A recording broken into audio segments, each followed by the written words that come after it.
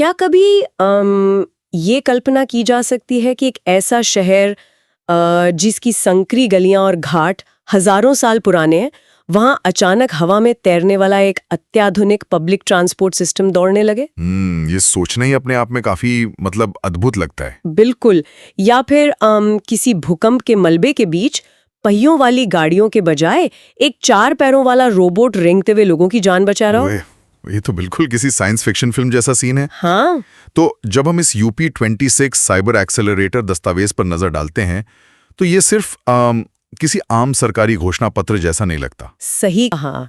ये एक ऐसे राज्य का चौंकाने वाला ब्लूप्रिंट है जो अपनी गहरी पौराणिक और सांस्कृतिक जड़ों को बिल्कुल छेड़े बिना सीधे भविष्य की तकनीक में छलांग लगा रहा है। और यही इस पूरी रिपोर्ट का सबसे दिलचस्प हिस्सा है। तो आज के इस गहन चर्चा का उद्देश्य इसी दस्तावेज के भीतर छिपे उन तंत्रों को डिकोड करना है। हम देखेंगे कि एक पारंपरिक राज्य अब ग्लोबल टेक और ग्रीन एनर्जी हब में कैसे बदल रहा है। बिल्कुल। और हम सिर्फ सतही आंकड़े नहीं देखेंगे, हम ये भी समझेंगे कि ये चीजें जमीन पर कैसे काम करती हैं। हाँ, और सुनने वालों को ये बता दूं कि ये चर्चा पूरी तरह से स्ट्रक्चर्ड होगी। हम एक एक करके हर स्लाइड का विश्लेषण करेंगे ताकि कोई भी जरूरी जानकारी न छूटे। तो चलो अब अगली स्लाइड देखते हैं जो प्रमुख पुरस्कार और सम्मान 2026 के बारे में है। इसमें क्या खास है? इसमें सबसे ऊपर हेडलाइन है N. राजम जी को कला और वायलिन में पद्म विभूषण मिला है। ममता कालिया जी को उनके संस्मरण जीते जी इलाहाबाद के लिए साहित्य अकादमी पुरस्कार मिला है। अच्छा, जीते जी इलाहाबाद। हाँ, और प्रवीण कुमार को पैरा एथलेटिक्स में पद्मश्री। इसके साथ ही वो लक्ष्मण और रानी लक्ष्मीबाई पुरस्कार की जो राशि थी ना, वो 3.11 लाख से बढ़ाकर सीधे 10 लाख रुपए कर दी गई है। वाओ! और इसे याद रखने की एक निंजा ट्रिक भी है स्लाइड में। अगर राजम का वायलिन बजेगा तो ममता को इलाहाबाद में साहित्य मिलेगा। ये ट्रिक तो सच में बहुत कैची है, लेकिन ये जो पुरस्कार राशि में इतना बड़ा उछाल आया है, 3 लाख से सीधा 10 लाख, ये तो खिलाड़ियों के लिए एक बूस्टर डोज जैसा काम करेगा ना? बिल्कुल करेगा। ये उन्हें अंतर्राष्ट्रीय स्तर पर और बेहतर करने के लिए बहुत प्रेरित करेगा। सही बात है। और मुझे लगता है कि ये 3.11 लाख से 10 लाख वाला आंकड़ा एग्जाम्स के लिए इम्पोर्टेंट है। 100% एग्जाम्स के लिए इम्पोर्टेंट है। तो चलो अब अगली स्लाइड देखते हैं। ये इंफ्रास्ट्रक्चर और परिवहन के बारे में है। व्यक्तियों को पुरस्कृत करने के बाद अब राज्य को बड़े प्रोजेक्ट्स का इनाम मिल रहा है। बिल्कुल। हेडलाइन है कि वाराणसी में भारत की पहली शहरी रोपवे परियोजना शुरू हो रही है। जेवर में देश का पहला नेट जीरो हवाई अड्डा बन रहा है। अच्छा। और लखनऊ में सबसे बड़ी एरोस्पेस ग्रेड टाइटेनियम इकाई और नोएडा में पहली टेम्पर्ड ग्लास फैक्ट्री। इसकी भी एक निंजा ट्रिक दी गई है। वाराणसी की रस्सी और जेवर का जीरो। वाराणसी की रस्सी, बढ़िया है। पर अब मुझे एक बात थोड़ी हैरान कर रही है। रोपवे तो आमतौर पर पहाड़ों पर होते हैं ना, इसे वाराणसी जैसे इतने भीड़भाड़ वाले शहर के पब्लिक ट्रांसपोर्ट में कैसे इंटीग्रेट किया गया होगा? ये इंजीनियरिंग का कमाल है। जब जमीन पर जगह खत्म हो जाती है तो एरियल रूट यानी हवा के रास्तों का इस्तेमाल करना पड़ता है। हाँ, इससे ट्रैफिक का कोई झंझट नहीं रहता और पुरानी इमारतों को भी नुकसान नहीं पहुंचता। ये तो बहुत स्मार्ट सोल्यूशन है। और ये जेवर का नेट जीरो कॉन्सेप्ट भी बहुत खास है। ये एग्जाम्स के लिए इम्पोर्टेंट है। एकदम सही। तो चलो अब अगली स्लाइड देखते हैं। कंक्रीट के बाद अब पर्यावरण और वन्य जीव की बात करते हैं। प्रकृति का संतुलन भी तो जरूरी है। बिल्कुल। तो इसमें मुख्य बिंदु हैं कि पटना पक्षी अभयारण्य यूपी में नई रामसर साइट बन गई है। महराजगंज में दुनिया का पहला जटायु यानी गिद्ध संरक्षण केंद्र बना है। बिजनौर में प्रोजेक्ट डॉल्फिन का सर्वेक्षण चल रहा है और गोंडा का पार्वती अर्घा अभयारण्य अब इको सेंसिटिव जोन घोषित हो गया है। निंजा ट्रिक है कि पटना बिहार नहीं, यूपी में पक्षी और महराजगंज में जटायु। ये पटना पक्षी अभयारण्य नाम तो सच में बहुत बड़ा ट्रैप हो सकता है। हाँ, लोग अक्सर इसमें धोखा खा जाते हैं। कोई भी इसे बिहार से जोड़ देगा। ये ट्रिकी नाम और वो जटायु संरक्षण केंद्र दोनों ही मुझे लगता है एग्जाम्स के लिए इम्पोर्टेंट है। बिल्कुल सही पकड़ा, ये एग्जाम्स के लिए इम्पोर्टेंट है। तो चलो अब अगली स्लाइड देखते हैं। अब बात करते हैं AI और भविष्य की तकनीक की। प्रगति को सुरक्षित करते हुए अब फ्यूचर टेक की तरफ कदम। हाँ, तो इस स्लाइड में है कि मेरठ की CCS यूनिवर्सिटी भारत का पहला AI सक्षम विश्वविद्यालय बन गई है। ग्रेटर नोएडा में पहला AI क्लिनिक खुला है। मतलब हम तो अमूमन पहियों वाले रोबोट देखते हैं, इसका क्या व्यवहारिक उपयोग होगा? क्या ये आपदा प्रबंधन या डिजास्टर मैनेजमेंट के लिए गेम चेंजर हो सकता है? बिल्कुल। मलबा हो या ऊबड़ खाबड़ जगह, वहां पहिए काम नहीं करते। वहां पैरों वाले रोबोट ही संतुलन बना सकते हैं और लोगों की जान बचा सकते हैं। ये तो बहुत ही बेहतरीन इनोवेशन है। और सड़क सुरक्षा में जो AI का इस्तेमाल है, यूपी का इसमें पहला स्थान एग्जाम्स के लिए इम्पोर्टेंट है। बिल्कुल, एग्जाम्स के लिए इम्पोर्टेंट है। तो चलो अब अगली स्लाइड देखते हैं। ये यूपी बजट 2026-27 के मुख्य बिंदुओं पर है। हाँ, क्योंकि इन फ्यूचरिस्टिक प्रोजेक्ट्स के लिए पैसे भी तो चाहिए। सही कहा। तो हेडलाइन है, कुल बजट 9,16,966 करोड़ रुपए का है। ये पिछले साल से 12.9% ज्यादा है। ओह, 12.9%। हाँ, और शून्य गरीबी योजना का नया नाम अब डॉक्टर भीमराव अंबेडकर योजना कर दिया गया है। अच्छा। प्रोजेक्ट गंगा के तहत 20 लाख ग्रामीण परिवारों को हाई स्पीड इंटरनेट मिलेगा। और एक बहुत दिलचस्प पॉइंट है, ODOC यानी one district one cuisine. ODOC, ओह, ये तो बिल्कुल एक विशाल ग्लोबल फूड फेस्टिवल जैसा लग रहा है। मतलब हर जिले का अपना एक स्थानीय स्वाद अब अंतर्राष्ट्रीय स्तर पर जाएगा। हाँ, इससे स्थानीय अर्थव्यवस्था को बहुत बड़ा बूस्ट मिलेगा। बिल्कुल। मुझे लगता है कि ये बजट में वृद्धि का सटीक प्रतिशत जो 12.9% है और ये नई योजना का नाम, ये दोनों एग्जाम्स के लिए इम्पोर्टेंट है। एकदम सही, एग्जाम्स के लिए इम्पोर्टेंट है। चलो अब अगली स्लाइड देखते हैं जो रक्षा और सुरक्षा तकनीक के बारे में है। बजट का एक बड़ा हिस्सा तो सुरक्षा को अभेद्य बनाने में ही जाता है। बिल्कुल। इसमें लखनऊ में 300 करोड़ रुपए की ब्रह्मोस मिसाइल निर्माण इकाई का जिक्र है। अयोध्या में देश का 7वां NSG हब बन रहा है। सवेरा योजना है जो बुजुर्गों की सुरक्षा के लिए है। और यूपी पुलिस भर्ती में अग्निवीरों के लिए 20% आरक्षण लागू किया गया है।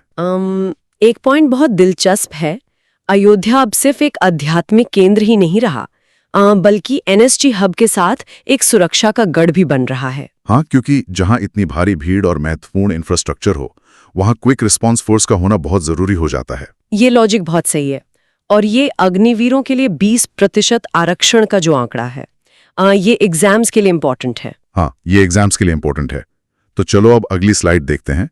अपनी सीमाओं को सुरक्षित करने के बाद बात आती है विरासत और संस्कृति की।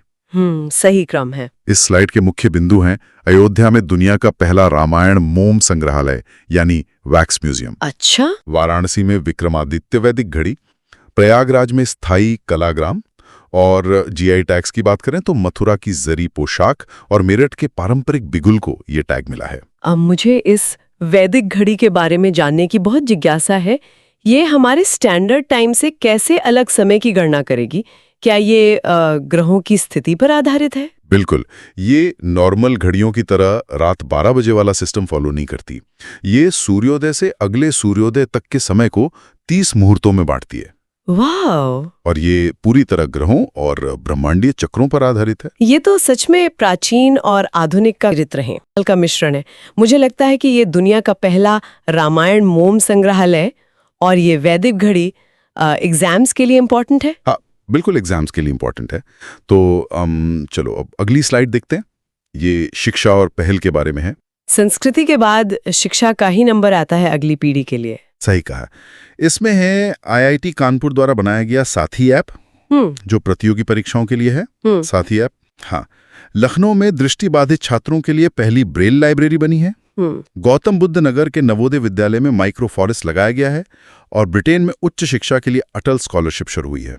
ये साथी ऐप वाला कॉन्सेप्ट मुझे बहुत पसंद आया। ये तो एक तरह से हर प्रतियोगी छात्र की जेब में एक डिजिटल मेंटर होने जैसा है ना? बिल्कुल, ये ऐप बच्चे की कमजोरियों को समझकर उसे उसी हिसाब से गाइड करता है। बहुत बढ़िया। ये साथी ऐप के निर्माता का नाम यानी IIT कानपुर, ये एग्जाम्स के लिए इम्पोर्टेंट है। एकदम, एग्जाम्स के लिए इम्पोर्टेंट है।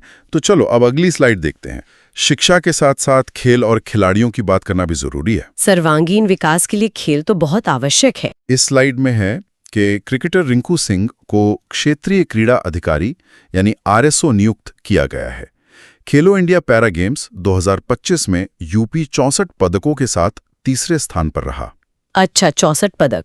हाँ, और राष्ट्रीय खेलों में कबड्डी में यूपी पुरुष टीम को स्वर्ण मिला है। साथ ही ग्रेटर नोएडा में विश्व मुक्केबाजी कप आयोजित हुआ, जिसमें भारत को 9 गोल्ड मिले। ये जो रिंकू सिंह को सीधे प्रशासनिक भूमिका में लाया गया है, मुझे लगता है इससे स्पोर्ट्स कल्चर में बहुत बड़ा बदलाव आ सकता है। बिल्कुल, एक खिलाड़ी जो खुद जमीनी संघर्ष से निकला हो, वो दूसरे एथलीट्स की जरूरतें बहुत बेहतर ढंग से समझ सकता है। सही बात है। और ये खेलो इंडिया पैरा गेम्स में यूपी की रैंक और पदकों की संख्या यानी 64, ये एग्जाम्स के लिए इम्पोर्टेंट है। हाँ, ये एग्जाम्स के लिए इम्पोर्टेंट है। चलो अब अगली स्लाइड देखते हैं। खेलों की तरह राज्य की अर्थव्यवस्था को भी रणनीति चाहिए। ये स्लाइड उद्योग और निवेश पर है। ओह, ये मेरा पसंदीदा विषय है। इसमें नोएडा में HCL और फॉक्सकॉन की उत्तर भारत की पहली सेमीकंडक्टर इकाई लग रही है। वाह। फिरोजाबाद में पहला समर्पित ग्लास म्यूजियम बन रहा है। ग्रेटर नोएडा में पहली बैटरी ग्रेड लिथियम रिफाइनरी और अमोघ गोरखपुर में देश का पहला और यूपी का दूसरा ग्रीन हाइड्रोजन प्लांट। ये देखकर तो ऐसा लग रहा है कि यूपी अब सिर्फ IT हब तक सीमित नहीं है। ये हार्डवेयर और सेमीकंडक्टर्स के मामले में किसी सिलिकॉन वैली जैसी छलांग लगा रहा है। बिल्कुल, ये पूरी एक फ्यूचर सप्लाई चेन तैयार हो रही है। सच में, ये उत्तर भारत की पहली सेमीकंडक्टर इकाई की जो लोकेशन है नोएडा, ये एग्जाम्स के लिए इम्पोर्टेंट है। बिल्कुल, एग्जाम्स के लिए इम्पोर्टेंट है। तो चलो अब अगली स्लाइड देखते हैं। अब बात स्वास्थ्य और चिकित्सा की, क्योंकि बड़े उद्योगों के लिए स्वस्थ आबादी चाहिए। एकदम बुनियादी जरूरत है ये। तो LPS कानपुर हार्ट वाल प्रत्यारोपण यानी TAVR करने वाला पहला सरकारी संस्थान बन गया है। अच्छा। राइज ऐप लॉन्च हुआ है टीकाकरण कवरेज की निगरानी के लिए। गोरखपुर में महायोगी गुरु गोरखनाथ आयुष विश्वविद्यालय खुला है और शिक्षकों के लिए कैशलेस इलाज की योजना आई है। ये जो राइज ऐप है, ऐसे डिजिटल ट्रैकिंग सिस्टम से ग्रामीण स्तर पर टीकाकरण के डेटा में कितनी सटीकता आएगी? मतलब क्या ये वाकई कागजी रजिस्ट्रों से बेहतर है? बहुत ज्यादा बेहतर है। इससे रियल टाइम डेटा मिलता है और कोई बच्चा छूटता नहीं है। बहुत शानदार। ये राइज ऐप का फुल फॉर्म और इसका कार्य और ये TAVR तकनीक मुझे लगता है एग्जाम्स के लिए इम्पोर्टेंट है। 100% एग्जाम्स के लिए इम्पोर्टेंट है। तो चलो अब अगली स्लाइड देखते हैं जो ऊर्जा और पर्यावरण के बारे में है। इंसानों के स्वास्थ्य के साथ धरती का स्वास्थ्य भी तो जरूरी है। बिल्कुल। इसमें है कि PM सूर्य घर योजना के तहत यूपी ने 1 गीगावाट सौर क्षमता हासिल कर ली है। गाजियाबाद ग्रीन म्यूनिसिपल बॉन्ड जारी करने वाला पहला नगर निगम बन गया है। IIT कानपुर ने सौर निर्जलीकरण या सोलर डिहाइड्रेशन तकनीक बनाई है और घाटमपुर में नई ताप विद्युत परियोजना शुरू हुई है। ये ग्रीन म्यूनिसिपल बॉन्ड का आइडिया बहुत ही कमाल का है। एक तरह से ये एक शहर का प्रकृति और निवेशकों दोनों से किया गया एक लीगल वादा है कि पैसा सिर्फ पर्यावरण के लिए इस्तेमाल होगा। सही कहा। ये वित्तीय और पर्यावरणीय दोनों लिहाज से बहुत स्मार्ट कदम है। मुझे लगता है कि गाजियाबाद का ग्रीन बॉन्ड और वो 1 गीगावाट का आंकड़ा एग्जाम्स के लिए इम्पोर्टेंट है। बिल्कुल, एग्जाम्स के लिए इम्पोर्टेंट है। तो चलो अब अगली स्लाइड देखते हैं। जब काम इतने बड़े पैमाने पर हो तो रिकॉर्ड्स और उपलब्धियां तो बनेंगी ही। हाँ, वो तो स्वाभाविक है। तो हेडलाइन है, वाराणसी में 1 घंटे में 2,51,446 पौधे लगाने का गिनीज रिकॉर्ड बना है। ओह, 1 घंटे में 2.5 लाख? हाँ, और योगी आदित्यनाथ सबसे लंबे समय यानी 8 साल 132 दिन से निरंतर मुख्यमंत्री रहने वाले नेता बन गए हैं। अयोध्या दीपोत्सव में 26.27 लाख दियों का विश्व रिकॉर्ड बना है और व्यापार सुधार या डीरेगुलेशन 1.0 में यूपी प्रथम स्थान पर है। हम सिर्फ इन आंकड़ों के विशाल पैमाने की बात करूं तो 1 घंटे में 2.5 लाख पौधे लगाना सिर्फ एक रिकॉर्ड नहीं है, ये तो मास्टर क्लास लॉजिस्टिक्स और सप्लाई चेन का एक बहुत बड़ा उदाहरण है। बिल्कुल, इतने लोगों का और संसाधनों का एक साथ तालमेल बिठाना आसान नहीं होता। सच में। ये दियों और पौधों के जो सटीक आंकड़े हैं ना, ये एग्जाम्स के लिए इम्पोर्टेंट है। बिल्कुल, एग्जाम्स के लिए इम्पोर्टेंट है। तो चलो अब अगली स्लाइड देखते हैं। ये सारे रिकॉर्ड अपनी जगह हैं, लेकिन अब कृषि और ग्रामीण विकास की बात करते हैं, जो राज्य की पुरानी ताकत है। हाँ, कृषि को आधुनिक बनाना भी तो जरूरी है। इसमें है कि आगरा में अंतर्राष्ट्रीय आलू केंद्र का क्षेत्रीय कार्यालय खुला है। लखीमपुर खीरी में 2850 करोड़ का भारत का पहला बायोपॉलिमर संयंत्र लग रहा है। अच्छा। IIT रुड़की ने यूपी के साथ मिलकर भारत का पहला किसान कार्बन क्रेडिट मॉडल शुरू किया है और दुग्ध उत्पादन में यूपी प्रथम स्थान पर है। एक बहुत ही व्यवहारिक सवाल दिमाग में आता है। ये जो कार्बन क्रेडिट मॉडल है, ये कागजों से निकलकर एक आम किसान की आमदनी असल में कैसे बढ़ाएगा? जब किसान पराली जलाने के बजाय कार्बन बचाता है, तो उस बचाए गए कार्बन को वो अंतर्राष्ट्रीय कंपनियों को बेच सकता है। सीधा मुनाफा। ये तो पूरा गेम ही बदल देगा। बहुत बढ़िया। ये लखीमपुर का बायोपॉलिमर प्लांट और दुग्ध उत्पादन की रैंक एग्जाम्स के लिए इम्पोर्टेंट है। एकदम एग्जाम्स के लिए इम्पोर्टेंट है। चलो अब अगली और आखिरी स्लाइड देखते हैं, जो नियुक्तियों और विविध के बारे में है। इतने बड़े राज्य को चलाने के लिए नए प्रशासनिक ढांचे तो चाहिए ही। हाँ, तो इसमें है कि शशि प्रकाश गोयल नए मुख्य सचिव बने। राजभवन का नाम बदलकर अब जनभवन कर दिया गया है। जनभवन। कल्याण सिंह नगर यूपी का नया और 76वां जिला बना है, और सतीश महाना 18वीं विधानसभा के अध्यक्ष हैं। ये जो राजभवन को जनभवन कहना है ना, मुझे लगता है ये केवल एक नाम का बदलाव नहीं है। ये एक मनोवैज्ञानिक संदेश है कि सत्ता का केंद्र अब जनता के और करीब आ रहा है। बिल्कुल, ये एक बहुत ही गहरा लोकतांत्रिक प्रतीक है। सही बात है। ये नए 76वें जिले का नाम और जनभवन का ये नया नामकरण एग्जाम्स के लिए इम्पोर्टेंट है। बिल्कुल, एग्जाम्स के लिए इम्पोर्टेंट है। तो इस पूरी गहन चर्चा का समापन करते हुए अगर हम पूरी तस्वीर देखें तो ये बहुत ही आकर्षक है। 2026 में एक राज्य कैसे अपनी पारंपरिक पहचान, मतलब कृषि और पौराणिक विरासत को बिना खोए खुद को एआई, सेमीकंडक्टर और ग्रीन एनर्जी के हब में बदल रहा है। ये एक बहुत ही दुर्लभ संतुलन है जो यहाँ देखने को मिल रहा है। बिल्कुल, और सुनने वालों के लिए ये एक सोचने का विषय है कि क्या तकनीकी विकास और सांस्कृतिक संरक्षण का ये मॉडल भविष्य में अन्य विकासशील राज्यों या समाजों के लिए एक ब्लूप्रिंट बन सकता है। इस विचार के साथ हम आज की चर्चा को यहीं विराम देते हैं। सुनने के लिए बहुत बहुत धन्यवाद, और इन विषयों में और गहराई से जानने के लिए हमेशा प्रेरित रहें।